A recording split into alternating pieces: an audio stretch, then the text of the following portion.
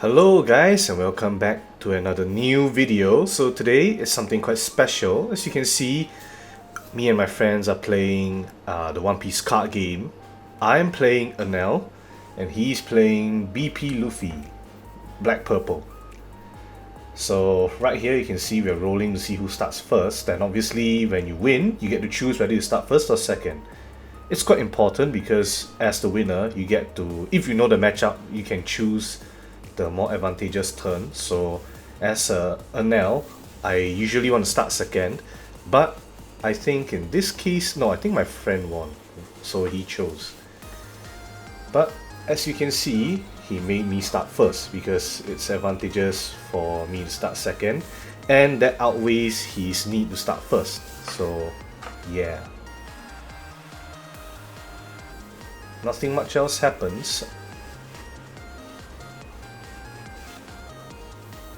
So, I mean, technically I could make a video for the rules, but this was a chance for me to mulligan, and I was okay with the hand. I thought, you know, why not give it a shot? So I started with the hands and placed my life, 4 life for Enel, for each of us actually. But the difference is that Enel is able to regenerate all of his life. Well, not all, but he's able to sustain himself at 1 to 2 life, whereas for most other colors, they tend to, you know, once a life is gone, it's just gone. Okay, so to start off, I played Shirahoshi. As you can see on the screen, she's a blocker, and she also has an added effect of adding a life whenever she gets KO'd by an effect.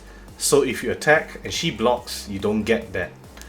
But this was included in the time where removal was very heavy, and it wasn't really like, you know, bottom of deck or back to hand. No, at that point it was a KO removal, so a complete like kill of the character. So that's why Shirahoshi became very meta, because she acted both as a blocker and as a way to give you life.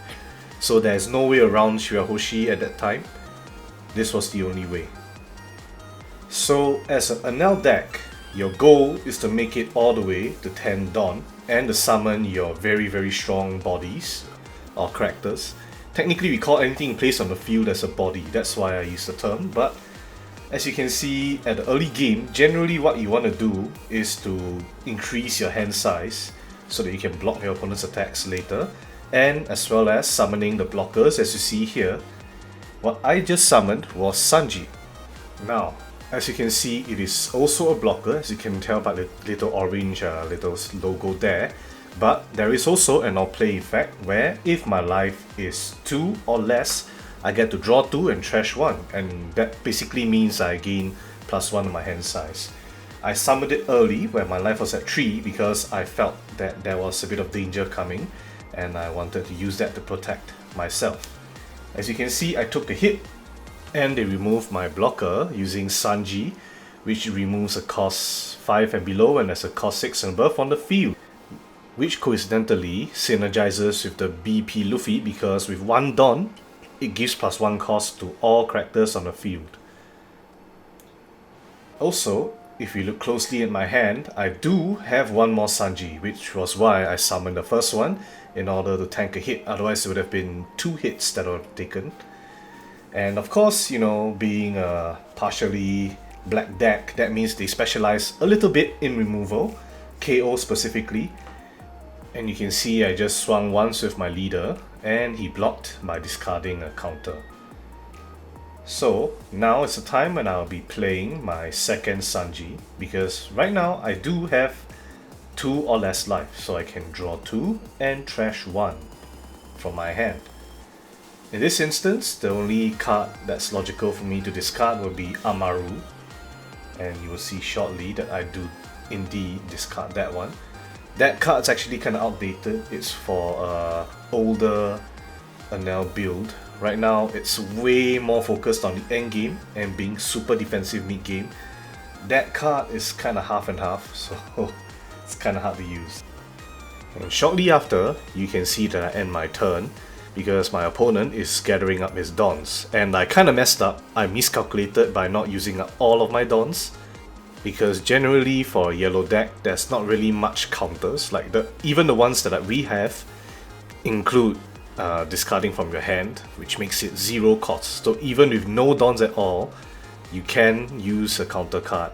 Whereas for colors like red or even purple, the color I'm fighting, their counters require a single don active on your opponent's turn to be able to use. So I should have swung with 7k to make him discard more cards, because I miscalculated.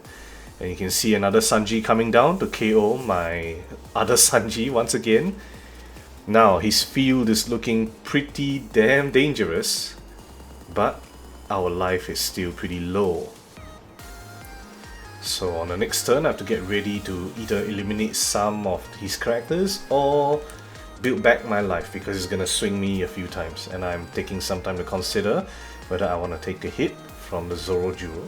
And I do take the hit, and that causes a trigger.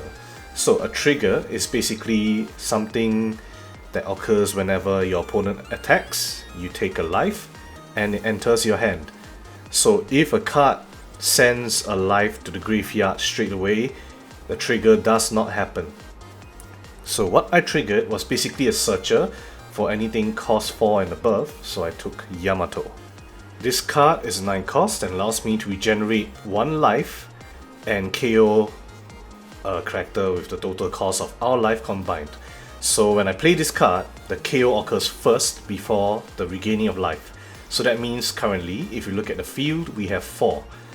And of course against his deck, all characters plus 1 cost, so it's kinda hard to do anything with this card, especially because he's aggressive. Actually, you can see on his field he has a Frankie that he played on another turn that I didn't mention yet, but it is actually a blocker that enables him to -2 Dawn and discard 1, draw 2.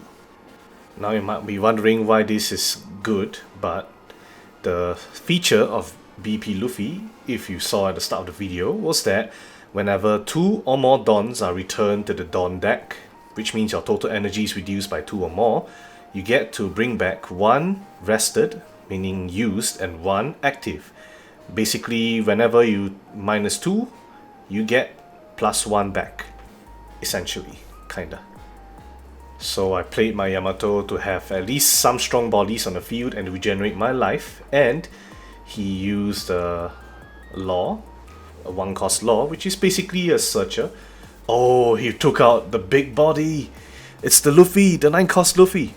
Now, on first sight, you might think it's kind of bad because you can minus like more than 1 of your maximum energy to draw 1 and give this card rush. But don't forget, like I just mentioned, this leader's effect allows you to retrieve 1 energy back from the deck that you can spend. So this is like pretty synergistic with this deck. But of course, at a point you see this, he just searched it from the deck, so he can't play it yet. The law is basically a searcher for both Heart and Straw Hat Pirates.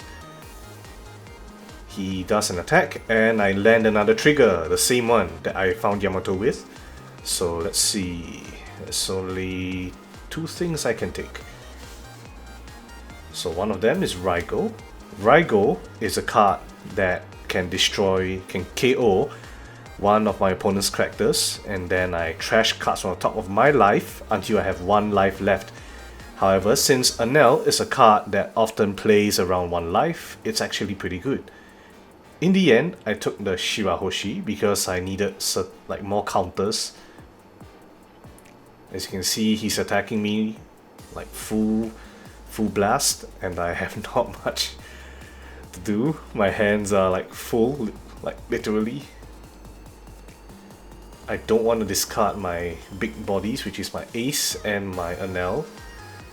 You can see he played with the last of his Dawn, and you can see the Dawn recovery in progress there. He gets 1 active Dawn back, and that card gets rushed, so he can swing the moment it's played.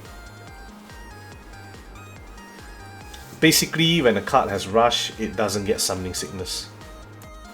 Okay, so he ended his turn, now it's back to my turn, and this time we're at full Dawn. Our energy is at maximum capacity, but that's a very big problem. he has really a good amount of bodies on the field and a blocker. So it's kind of hard for me to swing some stuff down. Let's say if I play the Ace or Enel, yes, they have Rush, but if he can swing more times than the health I recover, I might not be able to live through that. So, in the end, I made the choice to cast Raigo, Kingdom Come, on that Luffy that he just summoned, so that I can breathe a little easier, you know. Otherwise, the next turn, a 10,000 attack is gonna come swinging, so yeah. That one's gone, so that makes it a lot easier to breathe, although I have 4 Dawn left. So I swing with Yamato, and of course he blocks. And I have 4 energy left, which means I don't have much else I can do. So I stack it on my leader and I swing. And he blocks it. So I end my turn because I have nothing else to do. And now it's his turn again. So this time my Yamato is pretty vulnerable because I used it to swing. Now he has the Max Dawn, same as me. And hopefully he doesn't get anything too strong. Oh no, he spent 2 to search. So it's the same, but it's the purple version. Oh, okay, he took out the Nika Luffy, the 10 cost. So what this card does is basically it gives you an extra turn after the turn is summoned. However, the caster has to return every unit on his field back to the bottom of the deck. So it's kind of a last resort. Okay, so you can see he's stacking energy to swing me, so to make me spend some of my hand. And I do so because that amount is too much. It's 7k, and my leader, most leaders are around 5. So in the end, I chose to discard. I use the counter that requires me to discard 1 card. And I'm actually like struggling because I don't want to discard Raigo because I know he just took the 10 cost Nika Don, the Nika Luffy I mean. So I need to keep that in case he summons it and I can get rid of it. But the pressure from him swinging my life, it's nothing to scoff at either. So it's pretty tough. And the worst part is he has even summoned his Ace character. Well, not Ace. The Ace technically is the 10 cost Luffy and the 9 cost Luffy, but there is one key card in every single black deck, and that's Gecko Moria, which I'm thinking should be coming out soon because he has quite a few characters in his grave that's ready to be summoned. I'll explain it when he summons it. For now, I'm taking the brunt of his attacks, which is not good. But thinking back, you know, I think I should have taken the attack. But oh well. Okay, I discard another 2 cards. To counter his Sanji. He summons yet another Frankie. So he uses the effect. Minus 2 Dawn. Discard 1, draw 2. Discards the 10 cost Luffy because he finds that there's no point. The thing about Enel is that because he takes another turn, my ability also is refreshed, meaning I can regain 2 life. That's why against me, that character is not very good. Okay, so he took a 7 cost Sanji. That one's a pretty aggressive card that's used to rest a character, and also it gains Rush. So that means you can technically finish someone off with this, but yeah, pretty crucial to this deck. However, he spent way too much Dawn, so there's nothing much else he can do except swing me, and he has already swung everything he had, so he ends his turn. Now, back to my turn. The way Enel works is that the longer you leave him alone and the longer his big units stay on board, the tougher it gets to kill him, especially because with the new EBO2, there's the new Enel SR, which lets you regenerate health on attack. So previously, Enel's weakness was that if you left him at 0, he has a very low chance of making it out alive because he needs to play a 10 cost Ace, or a Yamato, or anything that has a really big cost. And if the next turn get into 0 again, he's practically dead. You can swing down his big unit and do a few pot shots at the leader to get into 0. But with this new Enel, even if you get into 0, he can swing to gain back life up to 2. So as long as your life is at 1 and below, the Enel effect kicks in. As you can see, I summon it right away because there's not much else I can do. So on attack, I discard 1 card and bring the life back to my life zone, and it gains another 1000 attack. And also, when your leader is a Sky Island leader, this card gains rush, so that means I can attack the turn I play it, which is even better. But unfortunately, it doesn't stay there for long because, as you can see, after I end my turn, he's kind of calculating his Dawn use, his energy use. And he has kept this combo specifically for large characters, because generally for black decks, since you have the ability to remove characters without battling them, so why not, right? So he takes the required Dawns, thinks about how to combo it, and whether he really should go after the Enel. I mean, there's no... You just have to kill the Enel. That's the only character you have to kill, because you can't let him stay on the field. So he takes 2 toy soldiers, plays them to reduce my cost by 6. So my cost is now 4 for the Enel. And then he does Top Knot to send it to the bottom of my deck, ensuring that I will never see it again. So this combo is great because it bypasses a lot of KO effects. So if he really wanted to, he could have Top Knotted my Shirahoshi down to the bottom of my deck to land a killing blow instead of KOing. So the weakness of Shirahoshi is literally any effect other than a KO, because she's low cost, low power. There's really nothing much except to block. Against usual, like normal black decks, that's really strong, but because this deck is a hybrid of purple and black, so it has both ramp and removal, which makes it quite hard to play against. However, there's still more broken decks out there, so you know, this is just, my friend's a huge Gear 5 fan, so of course when that leader came up, he had to play it. So now he's starting to swing me again because he wants to get my life like down to 1 at the very least. He doesn't want it to stay at 2. So he's also not able to summon Moria, so he summons a Shiki instead, which is a blocker and again allows him to draw cards. And he swings with his... no, he doesn't. He adds 1 Dawn to give all of his characters an increased cost of 1. So it's a lot harder for me to KO his characters. And without the Enel, it's quite tough. And none of these are worth casting the Raigo for either, so I have 2 choices. So I can swing with the Yamato and then pump some Dawns to my leader and swing again to kind of clear his board. Okay, so I do a 7k swing against his leader, if I recall. No, against the Sanji, yeah, I was talking about clearing the board.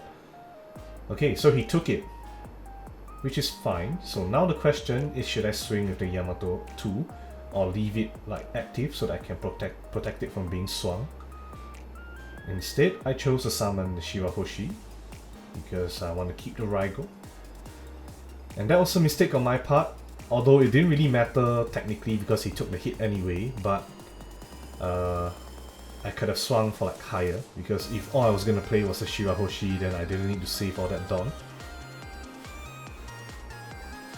In the end, I chose to swing, and he took another life, so now he's down to 2 lives. And seeing as there's nothing much else I can do, I end my turn. Now, the scary part about this is that he hasn't summoned his Gecko Moria yet, so I'll just explain the effect in advance, because he might be summoning it soon. Either that or he hasn't drawn it. But basically, it allows you to retrieve and summon a cost 4 and a cost 2 from your graveyard. You can see he's checking his graveyard for what he wants to summon. So quite likely, the Gecko Moria is coming. And as you can see, the Frankie's right there. Ah, okay, he's here. So as you can see, the effects on the screen, it's a staple of all black decks, and he summons the Frankie, which allows him to return to Dawn. And due to his leader skill, he can bring back one active Dawn, so this cost is practically null. And he also brings back a law that allows him to search his deck for another Straw Hat Crew. That pumps his hand size by quite a lot because there's a crucial card in there called Usohachi. Very niche, usually use it to counter and block attacks. It's a 2k counter. But in this case, it's kind of free because there's nothing else he can summon. The Shiki's still on the field, otherwise he would have summoned that one. Okay, so he ends his turn because they have Summoning Sickness, and I draw a Yamato. So right now, I'm thinking there's not much I can do because even a Yamato, it's like all I can kill is a Shiki. I can't kill the Frankie, although I am able to get one life back, so I'm probably gonna be forced to swing that. Now, while editing, and for those of you watching, in hindsight, maybe some of you might have decided to use the Kingdom Come or Raigo on the Moria. However, I was thinking that I wanted to preserve my life, and so I cast Yamato and summoned her. And yeah, got back my life so that I could swing for another 9k. And the 6k from my leader to kind of force him to block. Yep, okay, so he spent one of his hands to block me. Because even then, the next turn, he only has one Moria, so I want to keep the Raigo just in case something crazy comes up, like the Sanji that he took just now. Or maybe, you know, if he really draws another 9 cost. I forgot whether he had another copy in his deck. But he's able to search quite a lot thanks to Moria, bringing his laws back to life. So he swings with Moria for a grand 9k against my Yamato, which is also 9k. So I have to discard something to defend it. Or I could block with Shirahoshi. So right now I'm thinking whether I want to expand my hand or do something else, because technically he might have other ways to destroy the Yamato. So I grudgingly discarded the Frankie, which was a 2k counter, very important at this point in the game. My hand size is dwindling while he still has at least 5, I see, from this angle. But it's a decent hand size basically. So I'm thinking, what could he have? So maybe... oh, he just took 2, so he swung my leader for 7, which I take because there's nothing else I can do about that.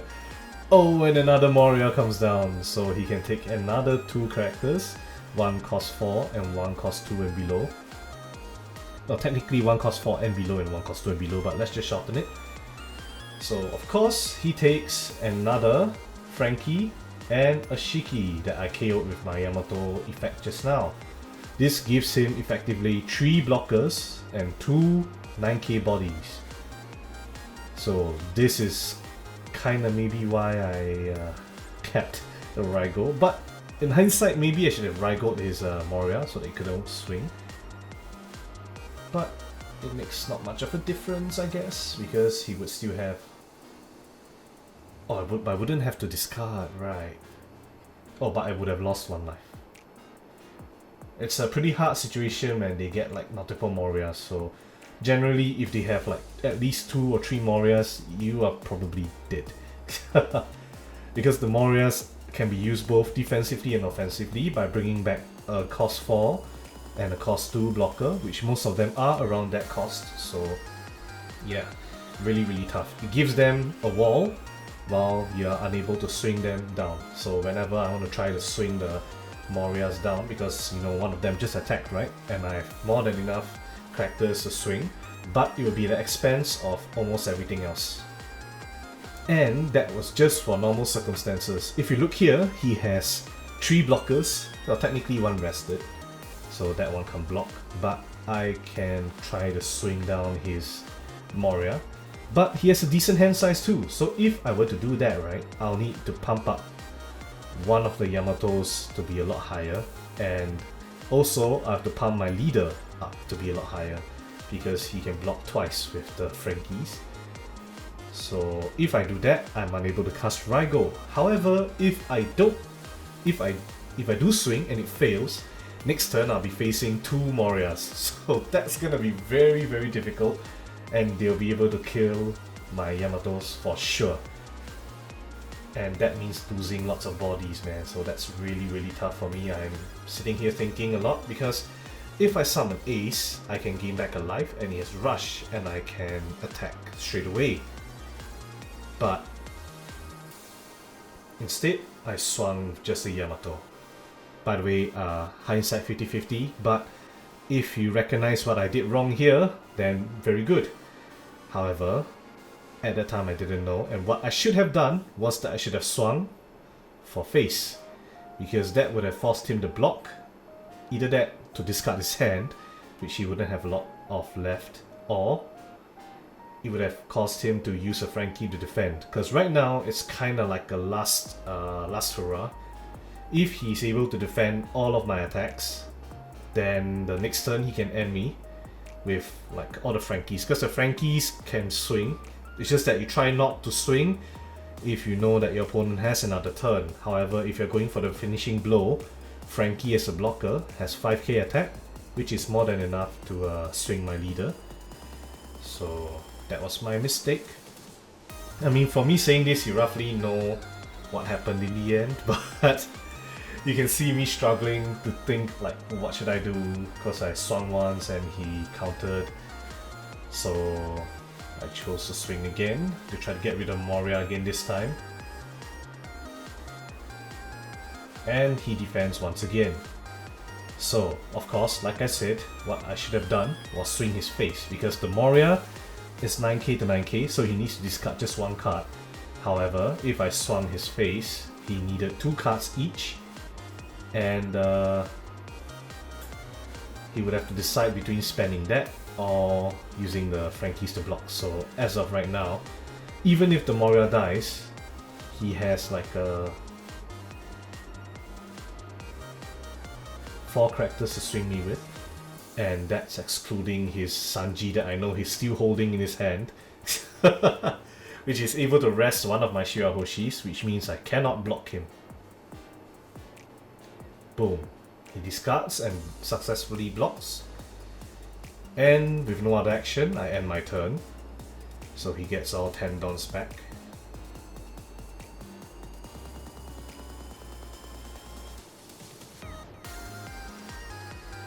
So he spends some 2 Don to use Top Knot and send all my Shirahoshis back into the deck. And he deploys his Sanji, the 7-cost Sanji, which he returns Dons back to his Don deck and rests one of my blockers, which means I am fully vulnerable to all of his attacks. So he uses the Frankie for a measly 5k, but I have to defend. So I have no choice. Well, technically I could, but you know, I have to prepare for the Morias coming. So in the end, I took the life, if I recall. Yeah, I took the life. Hoping for a trigger, but no. Not even a counter. So he swings once again with the second Frankie, and I'm very sure I have to defend this, so I defend it. The Sanji also has Rush, so technically he has 6 attacks, which is a game over. I was just hoping for a miracle, but in the end, yeah, pretty much it's just defeat. Because he dealt with all of my blockers at once. With my blockers, I could have stood a chance, but this card, Nami, I have to discard the trigger card, which was the Raigo, and it kills the cost 5 and below. Which, if he swung with the Moria or the Sanji first, I could have gotten rid of the Frankie, one of them, but unfortunately, yeah. You know, I'm still trying my best. He swings for 7, and although I can block it, I'm seriously considering my options, because honestly, if this doesn't do anything, because I have a event card, which is basically a spell card. that allows me to use my leader skill without using my leader skill. It essentially has the same effect if it's triggered from the life. So in the end I block it because the only thing I could do. He swings his second Moria and I have to take it and I pray for a miracle card. No! I don't get it. So he swings his last Moria and I lose. Unfortunately, it wasn't a beach or wasn't the event card that allows me to get another life. But it's fine. It's fine. I misplayed quite badly there. I should have swung for his face, but I didn't. So yeah. This is the end of this particular match. And we actually played quite a few games. But I think I'm gonna split them up to like all the different battles so I can have more graphics and all and a little bit more time, you know, to edit all of it. So if you want more of this, do let me know in the comments or stuff like that. You want me to make a video about teaching you how to play the One Piece card game, any of that stuff? So recently, me and my friends have been playing this a lot and it's really fun. But yeah, that's about it. Okay, I'll see you all next video. Bye.